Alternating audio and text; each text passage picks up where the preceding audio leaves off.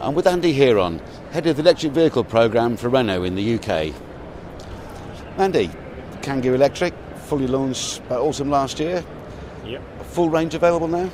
Full range, so we've got this version, standard version, at just over £14,000 on the road. About another £1,000, just under 15, will take you up to a maxi, so if you need a bit more space. And then there's a crew cab version as well for about another £500, all round figures, of course. Of course, and these figures have benefited from the plug-in grant that the government eventually brought in. Yeah, massively. Don't get me wrong, and I know we talked about it before. Very welcome. 20% off, so in effect £3,500 off the price of this vehicle is a massive bonus. What I think we lost, though, was probably 3 months of sales while everybody was debating and speculating over when it would happen. And buying an electric vehicle, putting an electric vehicle into fleet is quite a long decision process anyway, so it definitely slowed things down. Now that we can be totally transparent about the costing, we're starting to see a lot more interest than when I spoke to you, and this is very serious interest. It's people who are not just looking at demos, but they're talking in quite a lot of detail in terms of the master hire agreement to get their heads around that. And certainly second half of this year, I think we'll see a lot of orders coming in. We've got some quite big names in the bag already, but it's a sort of an exponential curve. What sort of sales figures do you think you'll see this year, realistically?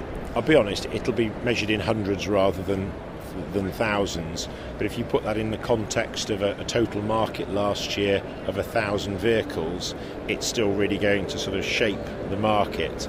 And then 2013, without sort of over-egging it, I think we'll see the people that have maybe been ordering 6 or 10 vehicles this year as a sort of toe in the water and almost like a trial within the business, really starting to put those vehicles on in bigger numbers. The really nice news for us is that we're not reliant on 2 or 3 big name customers. We've got those guys, but we've got a lot of big brands who want to buy into this, and now the affordability numbers are really looking, they're almost in favour of an electric vehicle ahead of a diesel. It's certainly a tight call now. Yeah. Well, a lot of that's down to the fact that you've got this lease plan for the batteries rather than buying them outright. It does. I mean, when I band figures around £13,500, obviously there's £60 plus VAT on top of that. Yeah. But you balance that up against the cost of fuel, and it's still a very, very persuasive argument. I was talking to someone on the phone a moment ago. It does take a while to get people's heads around battery hire, but for me the pain is worth it.